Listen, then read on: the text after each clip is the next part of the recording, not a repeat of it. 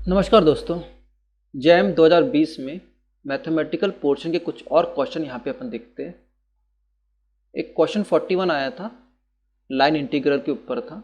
The line integral of vector function U X Y is equal to 2y plus X J along the straight line from 0 0 to 2 4 is. यहाँ पे हमको line integral vector function का निकालना था और curve है actually straight line. और straight line में कर्व कैसे वेरी हो रहा है, एक्स वाई के इनिशियल कोऑर्डिनेट 0 0 है, ऑरिजिन है, और फाइनल कोऑर्डिनेट्स 2 4। इस कर्व के अलॉन्ग में इस वेक्टर का हमें लाइन इंटीग्रल फाइंड आउट करना था। ऐसे क्वेश्चन को करने के लिए आसान तरीका यही होता है कि हम पैरामेट्रिक इक्वेशन में कन्वर्ट कर दे इस इक्वेशंस को, लाइन के इक्वेशन को। पैरामेट्रिक इक्वेशन में एक्स और वाई को एक्चुअली टी के रूप में रिप्लेस कर देते हैं और फिर लाइन इंटीग्रल कितना होता है, बेसिकली हमें एफ डॉट डी आर का लाइन इंटीग्रल निकालते थे अपन लोग। एफ का लाइन इंटीग्रल निकालने के लिए F dot D R actually करते थे और उस पर फिर लिमिट इंटीग्रल की लिमिट पुटअप कर देते थे। देखते इसका सॉल्यूशन कैसे करते। यहाँ पे सी स्ट्रेट लाइन है जिसके इनिशियल कोऑर्डिनेट 0 0 है और फाइनल कोऑर्डिनेट 2 4 है। यहाँ पे x वेरी हो रहा है 0 से 2 तक की, मतलब x जंप कर रहा है 0 से लेके 2 तक की इनिशियल वैल्यू, और y वेरी हो रहा है 0 से 4 तक के, दोनों ही पॉजिटिव मूवमेंट कर रहे हैं। इसको हम अगर पैरामेट्रिक रूप में कन्वर्ट करेंगे तो t के रूप में लिखना पड़ेगा। इसकी इनिशियल लिमिट 0 और फाइनल लिमिट 1 होगी t की। तो कंडीशन सेटिस्फाई भी होना चाहिए जब हम टी के रूप में एक्स वाई को रिप्लेस करेंगे। देखते, जब अगर हम x is equal to 2t लिखते हैं फाइनल कोऑर्डिनेट्स में,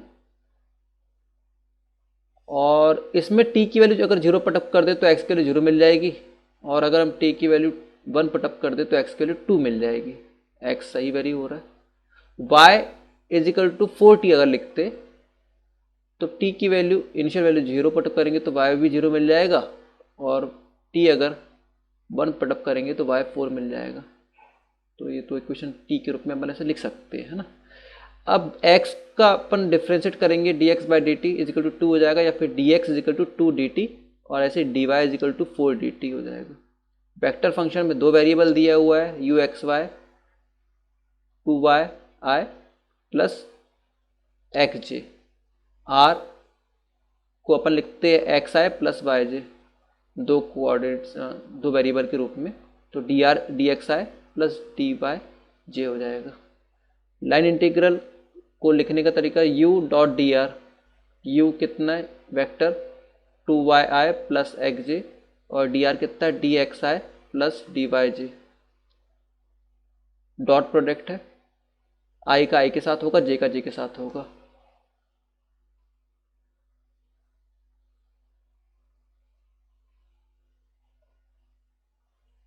तो 2y dx हो जाएगा प्लस x dy, इसका लाइन इंटीग्रल। हमको y और dx और x और dy को t के रूप में रिप्लेस करना है। तो y की वैल्यू कितनी है 40 पुटअप करिए थे, dx 2 dt आ रहा था ये पिछले यहाँ पे।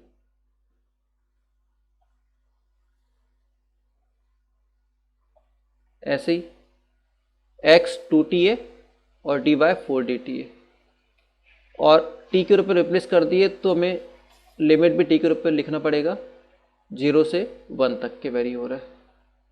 अलग अलग इसको मल्टीप्लाई कर दिए कॉन्स्टेंट्स को और अलग अलग लिख दिया लिमिट वेरिएशन में dt। हालांकि एक साथ भी लिख सकते थे, लिमिट सेम है। 16 0 से लेके 1, 16 कॉन्स्टेंट बाहर निकाल दी, ये टी डी टी, ये भी टी डी टी। टी का इंटीग्रेशन टी स्क्वायर बाय 2 और लिमिट पुटअप कर दिए, टी का integration T square by 2 limit put up कर दिए। लिमिट पुटअप करेंगे तो 1 का स्क्वायर बाय 2, 1 टी के सामने 1 पुटअप कर देंगे, 1 स्क्वायर बाय 2, और लोअर लिमिट तो 0 है तो 0 ही हो जाएगा। अपर लिमिट का ही बार इफेक्ट है 1 स्क्वायर। इसको सॉल्व कर लिए 16 बाय 2 प्लस 8 बाय 2, इसका आंसर 12 आ जाएगा। अगर यही वेक्टर फंक्शन अगर 3 वेरिएबल के रूप में दिया रहता तो स्ट्रेट लाइन का इक्वेशन में भी एक्स वाई जेड दिए रहते, और कंडीशन करने का तरीका यही रहता सिमिलर।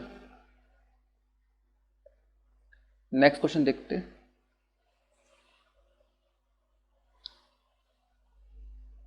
51 क्वेश्चन आया था, if a function y x is described by initial value problem d square y upon d x square second derivative of y plus 5 first derivative of y plus 6y is equal to 0 with initial condition दी हुई है y 0 is equal to 2 and dy by d x at x is equal to 0 is equal to 0। तो हमें y की value निकालना है जब x is equal to 1 है। तो ये एक सेकेंड ऑर्डर का लीनियर डिफरेंशियल इक्वेशन है और इसमें इनिशियल बाउंड्री कंडीशन दी हुई है और हमें y निकालना है। तो ऐसे क्वेश्चन में हम क्या करते, पहले कॉम्प्लीमेंट्री फंक्शन निकालते और फिर पर्टिकुलर इंटीग्रल निकालते, y is the sum of complementary function plus particular integral. लेकिन हमें पर्टिकुलर इंटीग्रल निकालने की ज़रूरत नहीं है, वो जीरो ही आ जाएगा क्योंकि इसकी लिमिट नहीं, हमें q की वैल्यू यहाँ पे जीरो दी हुई है। होमोजेनियस लीनियर डिफरेंशियल इक्वेशन है ये। और उस पर जो कॉन्स्टेंट्स आते हैं उस कॉन्स्टेंट्स की वैल्यू इस बाउंड्री कंडीशन के अनुसार निकाल कर और जो फाइनल आंसर आएगा उसमें हम x की वैल्यू 1 पुटअप करेंगे तो y की वैल्यू मिल जाएगी। देखते इसका सॉल्यूशन।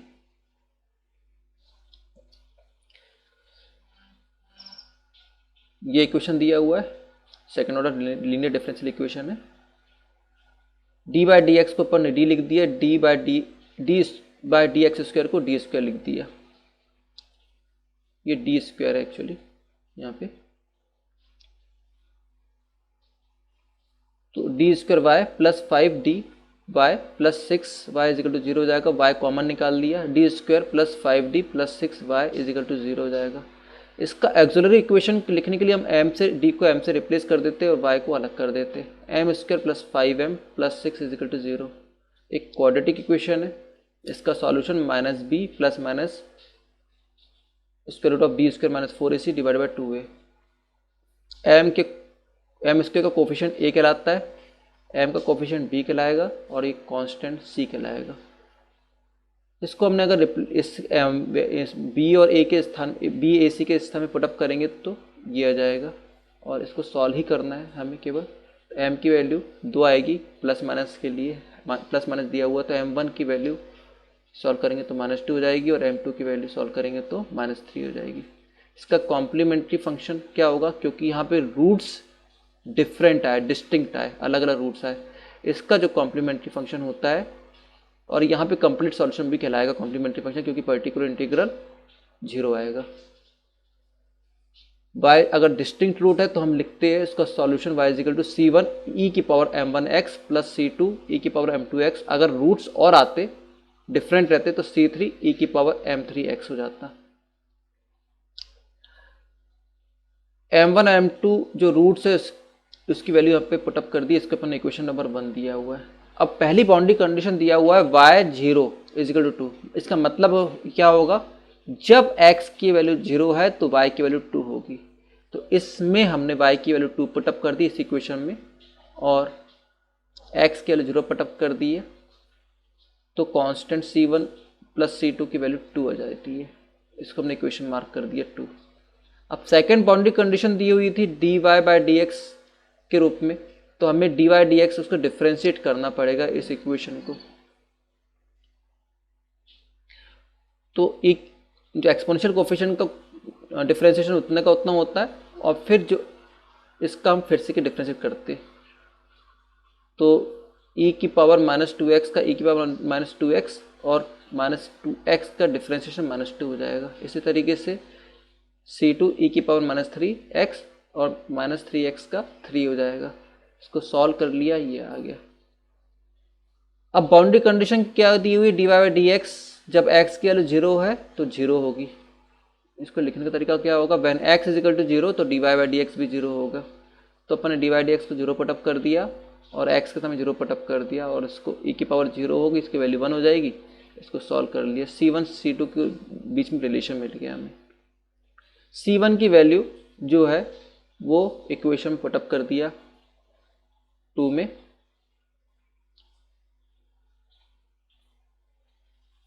और इससे हमने c2 निकाल लिया। c2 की वैल्यू फिर c1 वाले इक्वेशन में पुटअप कर दिया तो C1 मिल गया हमें, C1 C2 की वैल्यू मिल गई। इस C1 C2 की वैल्यू को हमने जो हमारा इक्वेशन फाइंड हुआ था कॉम्प्लीमेंट्री फंक्शन, उस कॉन्स्टेंट्स के स्थान में रिप्लेस कर दिया। अब हमें यहाँ पे y x का रूप में हमें y x के रूप में फंक्शन मिल चुका है।